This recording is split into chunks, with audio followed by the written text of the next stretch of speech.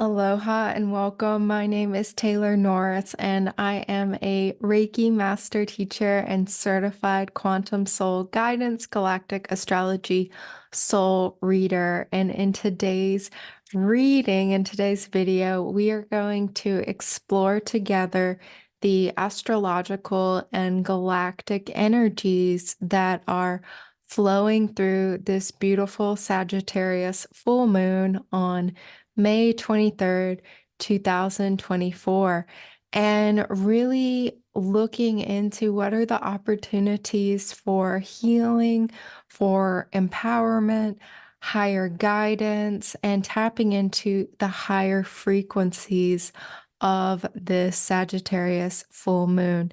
So thank you so very much for being here with me in this video. Before we dive into the astrology, I would like to invite you to a class I am teaching coming up on May 25th. It is for the Jupiter in Gemini transit. This is a year-long transit, and the class is called Expanding Mental Mastery because that is part of what this Jupiter in Gemini energy is all about. The class will include galactic astrology teachings, really diving in depth into the astrology, into the galactic, and it will also include a Reiki journey that is channeled to help you connect with your own inner guidance about this transit and to tap into the higher frequencies of this for you, your insights, your guidance, your clarity. What does it mean? What are you bringing in? What do you need to let go of?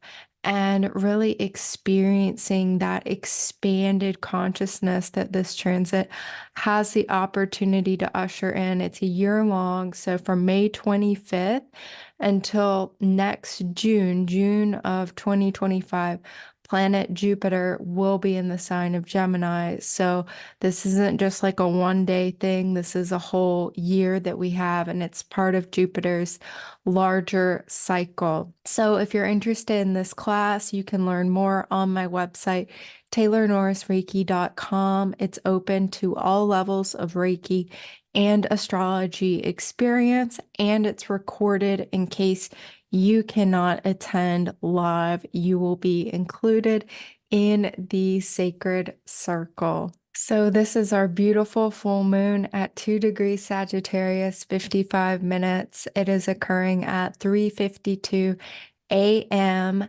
Hawaii time on May 23rd. So you can adjust to your time zone and see when it's occurring for you. And this is the astrology chart. So you can ignore the house placements in this chart unless you're in Hawaii. If you're somewhere else, the chart will look a little different. But we're looking at the planets, the relationships between the planets, not so much the angles or what house they're in. So in this chart, you can see what is making it a full moon is that our beautiful sun freshly entering Gemini on May 20th will be at 2 degrees 55 minutes of the sign of Gemini, exactly opposite the moon at 2 degrees and 55 minutes of Sagittarius. And this is what creates that full moon alignment. And so what is Gemini about? What is Sagittarius about? Well, it's about truth, knowledge, wisdom, learning, teaching, communicating, higher mind wisdom with Sagittarius, more of that lower mind, mental, day-to-day kinds of thoughts and communications in the sign of Gemini. But this is a very curious zodiac axis. So there are many axes you can see in the chart with the signs, and that's just by taking the sign like Gemini and looking at what is the opposite. This is what we call an axis here. And this is an axis of truth, of curiosity, of discovery, of information, insights, downloads, high mind, low mind, really that mental body being there very much. This is also trips and travels, Gemini, shorter trips, shorter distance, local trips, social media, communication, talk, talk, talk. Maybe not as much listen, listen, listen. And with Sagittarius, these are your longer trips. So this would be like going to a foreign country, traveling overseas, traveling abroad, connecting with an international community, and how very wonderful to be using technology to be able to do this, even if you cannot physically travel to other locales. With the internet and our social media and various communication modalities, we're able to come together and connect all around the world all the time. And Sagittarius definitely loves this very much. This is also like journeying into the beyond, Reiki journeys and shamanic journeys and any other type of spiritual journeying type of technique that enables you to explore and be a discoverer and go places and expand your horizons. The sign of Sagittarius is ruled by the planet Jupiter, the expander of horizons. And so, what's very notable about this particular full moon, so in any full moon in a particular sign, it's a good idea to look at the ruler of that moon. The ruler of the Sagittarius full moon is planet Jupiter. And Jupiter is still in the sign of Taurus at the time of this full moon, that very last degree of Taurus. And what's more is that it's separating from its conjunction with Uranus that was exact on April 20th, 2024. And it's also in a very tight conjunction with planet Venus. Venus, the lesser benefic, smaller planet, closer to the sun, divine feminine benefic energy. Jupiter, the great benefic, much larger planet, farther away from the sun, and more of a divine masculine type of energy if you're thinking about the god Jupiter or the god Zeus. And by all the different names, Jupiter can be translated or seen through various prisms and various lineages. So both of these benefics here conjunct our sun.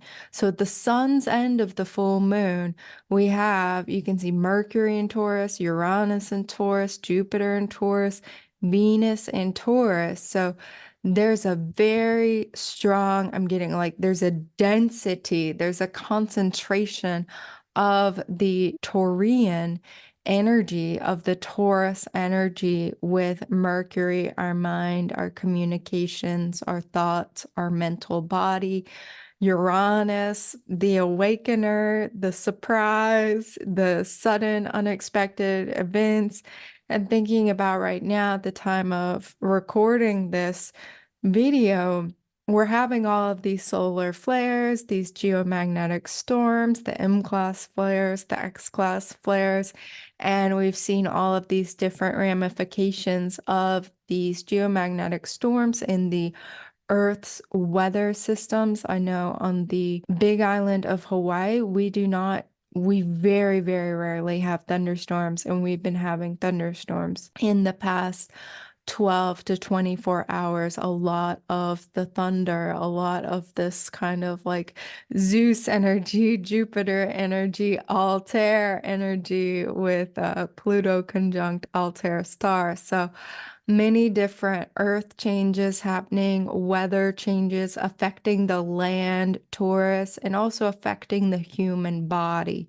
So continuing in the time leading up to this full moon and then during the full moon as well, continuing to practice a lot of self-care, a lot of grounding, taking it easy, resting, nourishing yourself with really good food, really good hydration, really good sleep, rest, relaxation, Reiki, any other kinds of ways that you practice stress reduction, practice stress relief, practice relaxation, guided imagery, visualizations, meditations, yin yoga, restorative yoga, walks in nature, time spent in nature, time spent in quiet, these kinds of things, very, very helpful and really tuning into the wisdom of your body here with so much of this Taurus energy.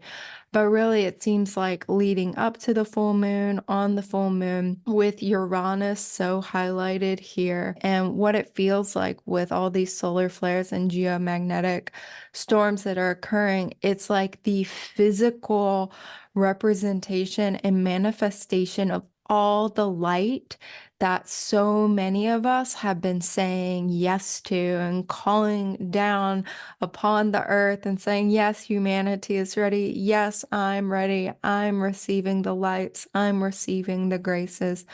I'm receiving the upgrades. I'm ready. I say yes. I give my permission. And it's like we are physically receiving that light and that frequency and that energy.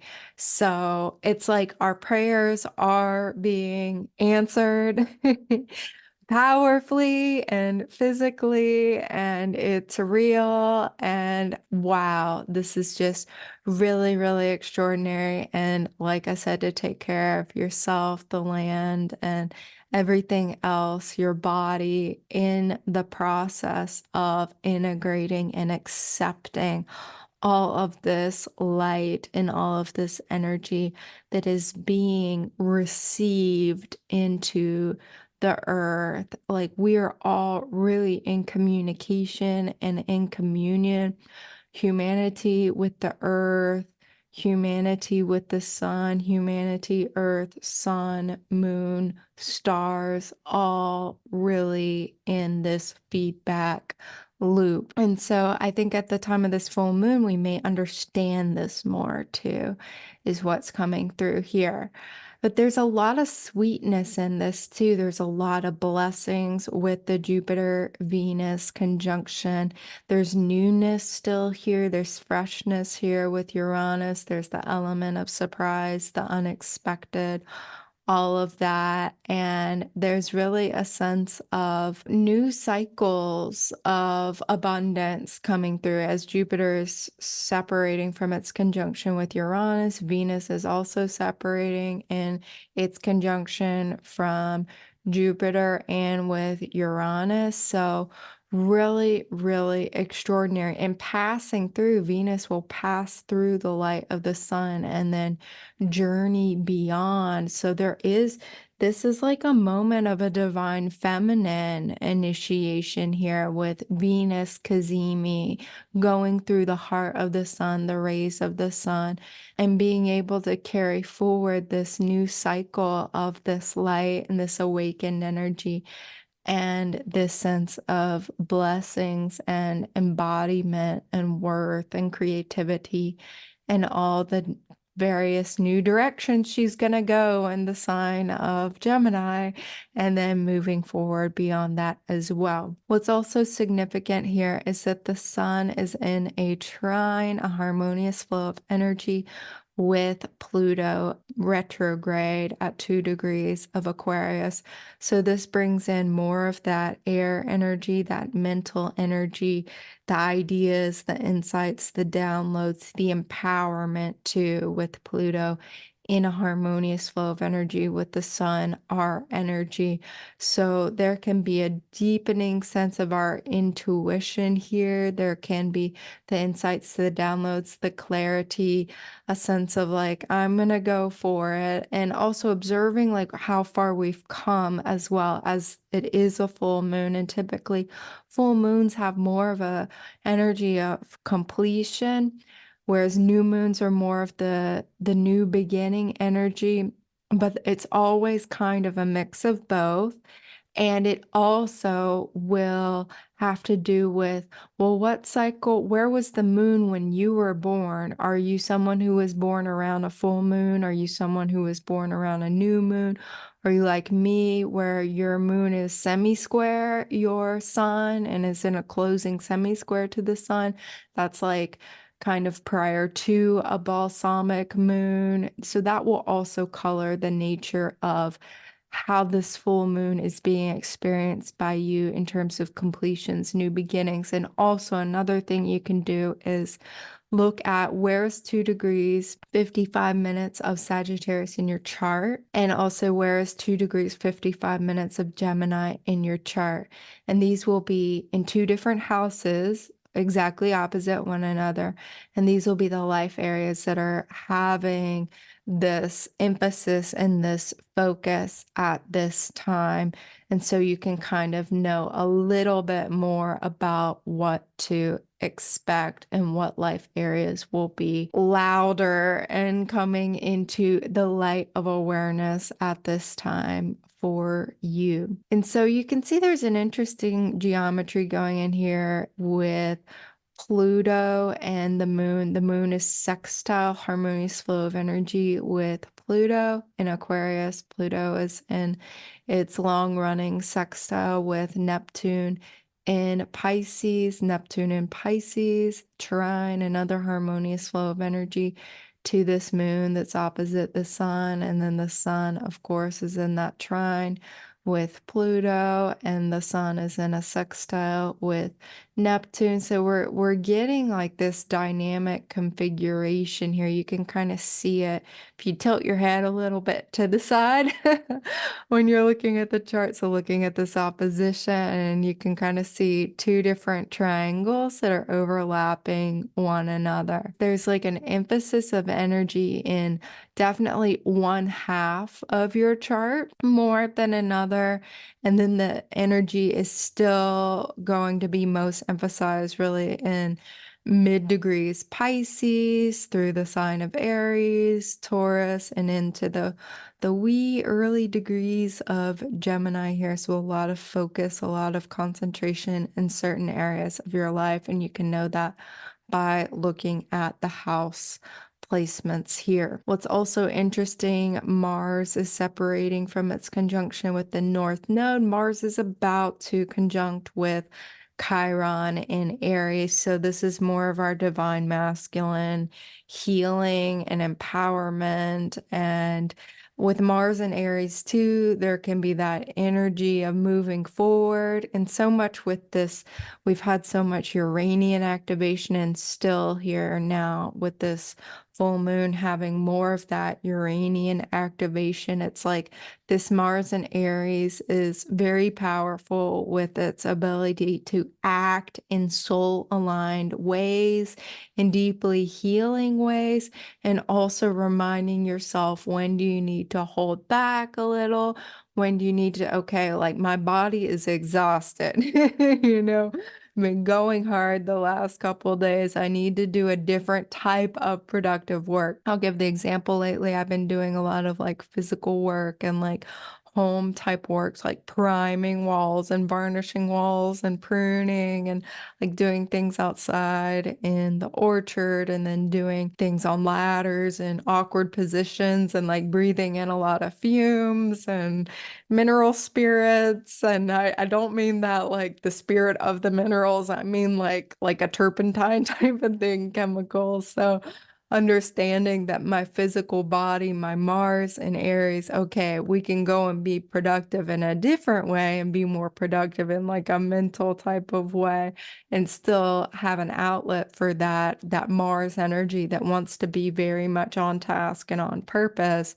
But you may find this with yourself where you're needing to do more like mentally productive tasks, and then switching into like more of the physically productive task, and like finding a balance for how to channel this powerful focused energy of Mars and Aries without exhausting yourself tremendously, given so much background energy of upgrades and flux within our biofields and electromagnetic fields and all of this light we're receiving on the planet. So being very mindful of that as well. Here you can see the galactic charts of the Sagittarius full moon, and this adds a whole other layer to our analysis. And these charts come from galacticastrochart.com, where you can create a chart like this for yourself for free and check out your own galactic alignments. So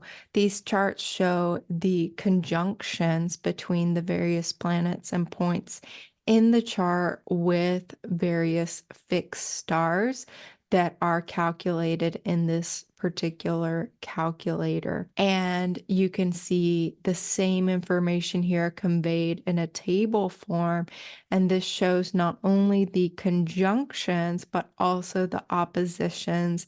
And these are very strong, potent, clear alignments of the star frequencies, the constellations that are very highlighted at the time of this Sagittarius full moon. So you can see there's quite a lot looking at just the conjunctions and oppositions.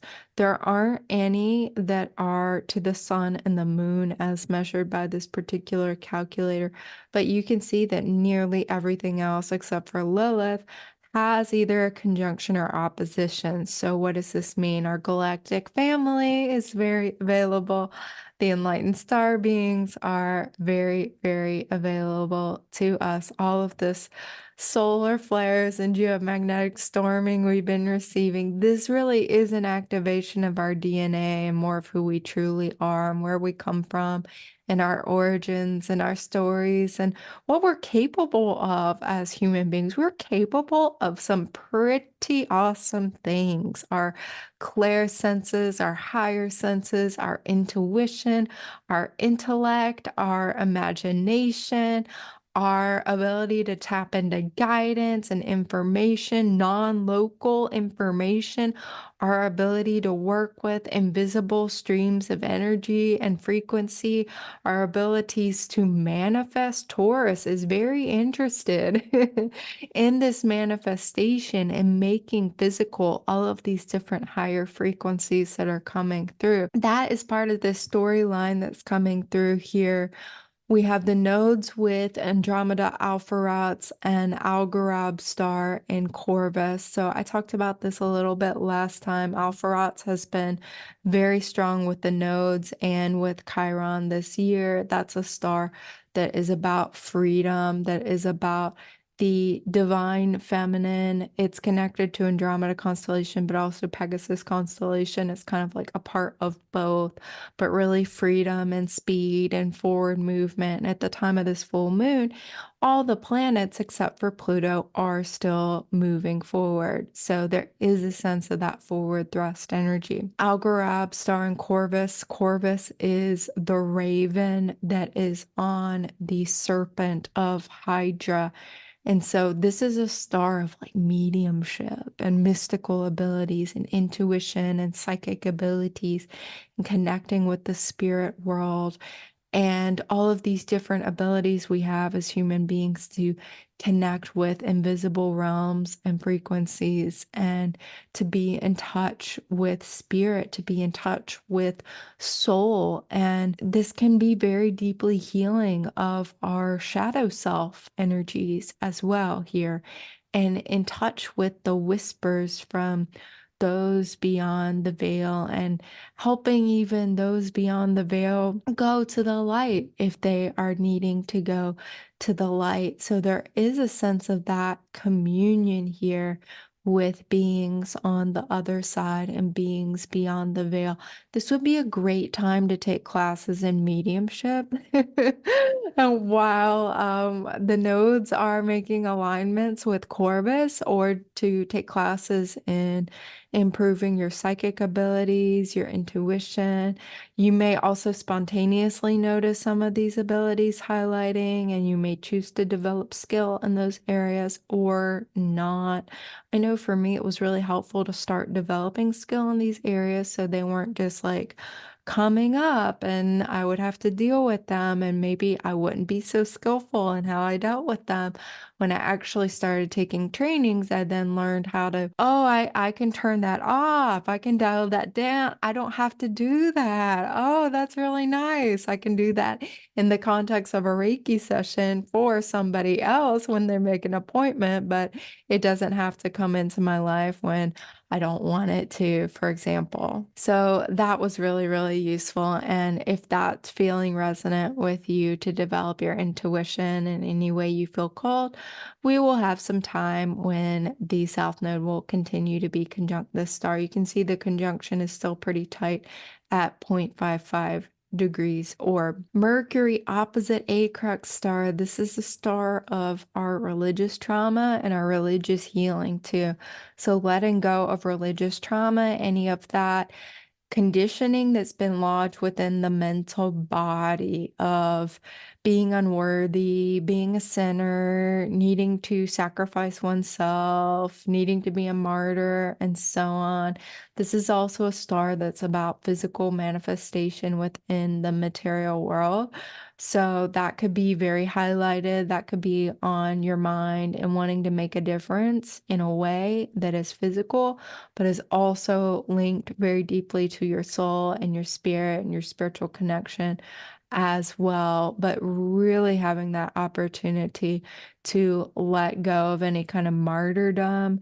And this is something I've seen a lot in Reiki sessions, and I've had to heal a lot myself. And I actually wrote an article about releasing the martyr archetype. And it turns out I wrote that article and I saw all of that highlighting before I ever learned that I actually have very strong alignment with a crux star. It's aligned to my Pluto. So I was like, wow, that really was a part of my soul's experience to learn that we don't need to sacrifice. We don't need to be martyrs in this lifetime. We can be of service and of benefit in this lifetime in ways that are very nourishing and nurturing and supportive of self, as well as others, and benefiting others and being of service. So at this time, also, Mars is conjunct Tau Ceti star and Cetus constellation. And I was talking about this quite a lot earlier this year as well, when we had North Node and Chiron conjunct this particular star, Tau Ceti. So this can also be a reactivation of that April 8th eclipse, solar eclipse, total solar eclipse, whatever happened back then, early April for you. And also thinking back even this February, some of the healing that would have been going on in your life at the time of the North Node and Chiron conjunct this particular stars. Mars here is coming through and like delivering more of that life force and more of that healing of any kind of deeply held, deeply embedded subconscious material that may need to be healed at this time. And Tau Ceti, this is a star in the belly of the whale, the sea monster Cetus, who was sent to destroy Andromeda, who was chained to a rock.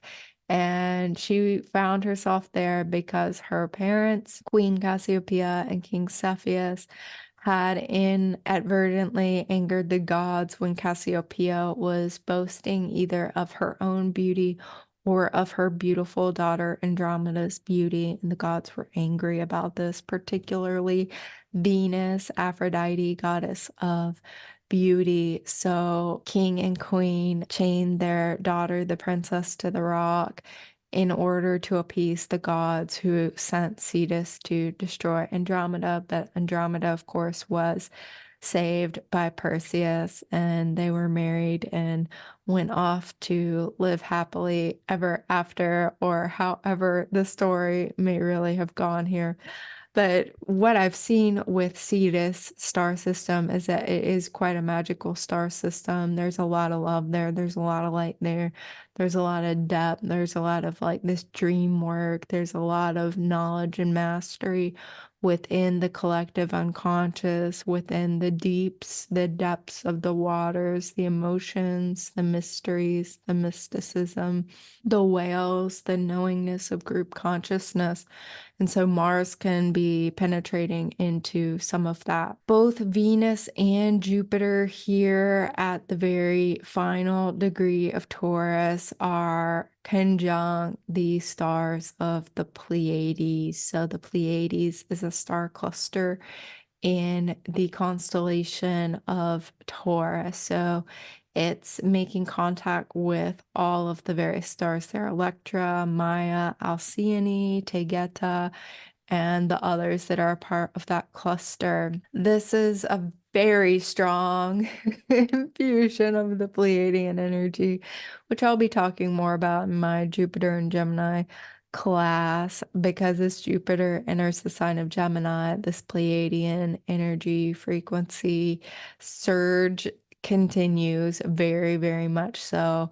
The Pleiadians are very interested in contact with the earth, between the galactic and the ETs and the star beings, with the earth and the humans, and understanding our star lineage and our star connections, and the healing and the partnerships and the communication and the ability for humans to remember. I think this is really about helping us remember who we are and how we're connected, and to listen to the wisdom of our hearts and our minds and our bodies, and that the galactic and the universe is truly contained and coded within our bodies, and is being awakened now with these powerful solar flares and electromagnetic storms and everything that's taking place here, that is in the service of us remembering our connection to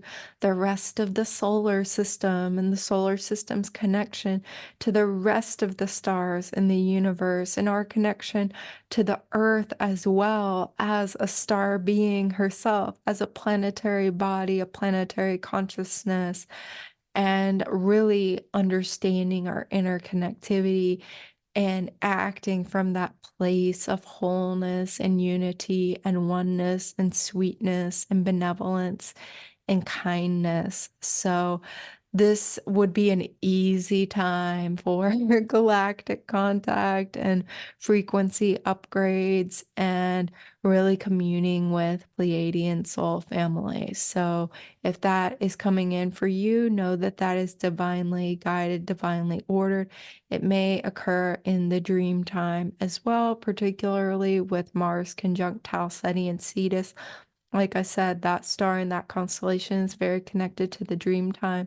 So your galactic contact experiences may be occurring in the dream time, where certain messages and codings are unleashed and revealed within you during that time. And then just also expanding your idea of what galactic contact is, and understanding your soul and your spirit and your multidimensional self, that that is a form of galactic contact. That doesn't necessarily mean like you're meeting a star being outside of you. It can be that, but it can also be a very inward experience of experiencing your own star connections alive within you, and your own memories of past lives and future lives and simultaneous lives and those kinds of things too. That it's really big and expanded Jupiter here, how this can manifest. Saturn still conjunct Atronar star and Eridanus, and really interesting that we have seen flooding. Eridanus is the river of life, the river of peace, but it can also be connected to crises and pole reversals and like ice ages and these kinds of things. So all the different weather events and storms can definitely be a manifestation, one of the more difficult expressions of this Atronar star that has the potential to be like really, really peaceful and embodying whole new levels of world peace and inner peace and cosmic peace. But it also can operate in this like the earth changes that occur and the power of Mother Nature and the forces and the beings and the collectives that are orchestrating certain changes. That's all part of a higher divine order, but can be really hard and traumatizing when it's your home or it's land that you care about, or it's your people or your country and so on, and your planet, right? It's happening here on Earth. This is part of that story, and it also can be a even deeper embodiment of even deeper levels of peace. And that is really how I have been choosing to express it and seeing it be expressed in all the Reiki sessions I get to do for other people. And then my own choice to literally be in the Reiki energy 24/7 all the time, and to keep learning and keep deepening and keep healing and keep experiencing, because there's infinite depth with the Reiki energy, and the lineage I'm a part of has specifically called in and received this world peace energy. And the spiritual locations we work with include the river of life and the river of peace. So that's part of why I love this star so much, is that I see it's like the star version of this spiritual location within the Reiki spiritual realms that I love so much. Uranus opposite Hadar star, Centaurus constellation. This is like the Chiron constellation. So there's healing here. There's that heaven on earth frequency here. And there's like, okay, all of this earth changes and solar storming and everything is in service of these heaven on earth frequencies being made manifest, and anything that needs to be cleared out that is not a vibrational match is being cleared out. And so to let that go and know that it's in the service of a greater consciousness that is needing to connect physically with the earth, that humanity is arising into this experience more and more of heaven on earth, of healing and wellness and wholeness and peace and thriving and harmony with each other, with the earth, with nature, and with all that is. Neptune with Skiat and Pegasus opposite the supergalactic center. Our ancestral healing continues, our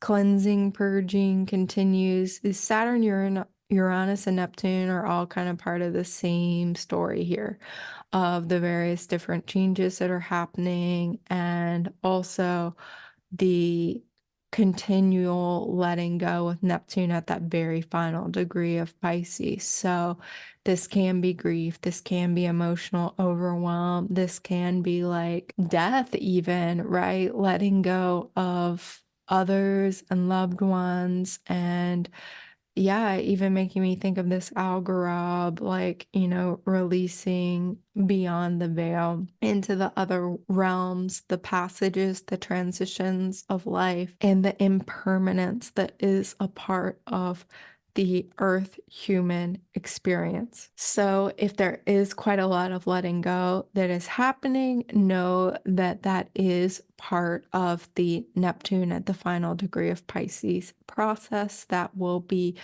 basically working with us for the next year, because Neptune will enter the sign of Aries next year, but then it retrogrades back into Pisces and then goes direct and re-enters Aries. So there will be kind of a continued letting go, like on and off, for the next year or so, and depending on your individual chart, will kind of color and show more about like what that looks like specifically for you if you have like planets, points, placements at this latter degree of Pisces, and really like latter degrees of the mutable signs, so Sagittarius, Gemini, Virgo.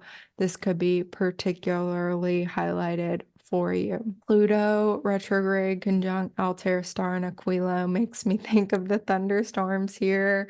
That's like the first thing I think of now with the thunder is Altair, the eagle, and all of these various heavenly weather events. Like we are receiving them. Again, it's like the Saturn, Uranus, Neptune, Pluto story is really, really unifying, showing the changes upon the earth, Venus, Jupiter at the last degrees of Taurus here. These changes are for our highest good, and they're physical and they're unexpected and they're unpredictable, but ultimately they are for our evolution. Pluto in Aquarius to bring us more into a communal way of living, supporting one another, understanding frequency, understanding energy, and understanding the power of our intentions and our ability to work with invisible energy as well. That many of us are remembering this, and it's showing. It's really showing. I think moving forward, more and more people are going to be open to things like Reiki and energy healing and astrology, and remembering that they're wizards and witches, and you can be a good witch and a good wizard and be a light bearer and a light bringer and use these things for wellness and well-being and thriving and harmony and peace, and really not just to serve the self, but really not the love of power, but rather the power of love, using the invisible energy, working with the higher frequencies, working with enlightened energies that are in resonance with the power of love for the highest good of all. So this is really looking like a wizard initiation here. Galactic wizard.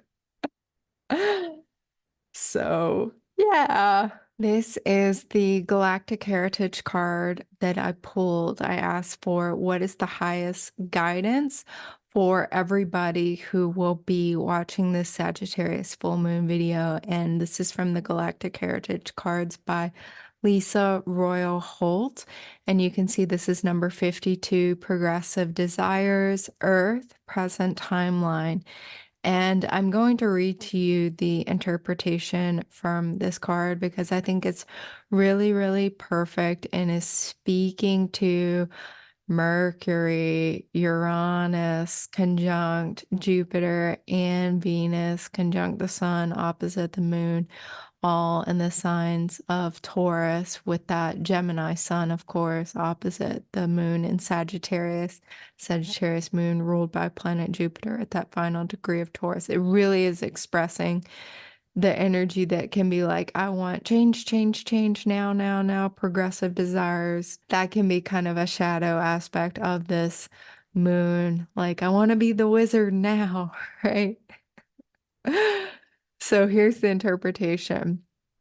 During a time of transformation, it is common to feel a great excitement and a desire to make sweeping change very quickly. However, because there are many people who fear change, it is prudent to make change that is slow and steady instead of rushing things. In this way, those who cling to the old will not get spooked and obstruct the natural process of transformation. Take an honest look at your life and see where you are either moving too fast or resisting change. Seek the middle road. As you do this, you assist the earth to transform itself with grace and ease as well. This card is energetically the opposite of the last card, number 51, and that is called conservative attachment. and represents the polarized energy playing out on Earth in present day. Card 51 talks about those conservative attachments that stop healthy change. This card can refer to the desire for change that compels action prematurely. Change is a constant and we can never escape it, but we have to be wise when we implement it. If this card came up in your reading, it may be asking you to look at the impulsive actions you have taken based on premature desires for change. Or conversely, it may be asking you to take a chance with change and growth, even when you feel frightened. You will have to look at the surrounding cards in your life circumstance in order to gain a clearer understanding of the message this card is trying to give you. Given the energy on Earth now, during this transformational time, change will happen rapidly and profoundly, no matter how afraid we are. This is the nature of the energy at this time. It would be wise to begin to feel comfortable with the unknown and with new directions that may arise, so that when growth becomes necessary for you, you can navigate it with grace and ease. Isn't that just perfect? I know I can really resonate. And this also reminds me of the Mars and Aries, kind of in that sandwich between the North Node in Aries and Chiron and Aries. So moderating that Mars, moderating that action where there is forward movement and momentum, knowing when to charge ahead, when to pull back. And then also realizing if you are feeling a bit stuck in the resistance, the slowness, the density of Taurus, where to spark that fire and be moving forward into action. And again, those who are taking action to moderate that action and not be rushing forward too fast here. It really is this delicate balance and this dance, and it's one that we're learning and we're mastering, so it's okay to make mistakes here too. So be really gentle with yourself in that process as well, in that learning process. So I want to thank you so much for being here. If you want to connect more, please visit my website, taylornorrisreiki.com.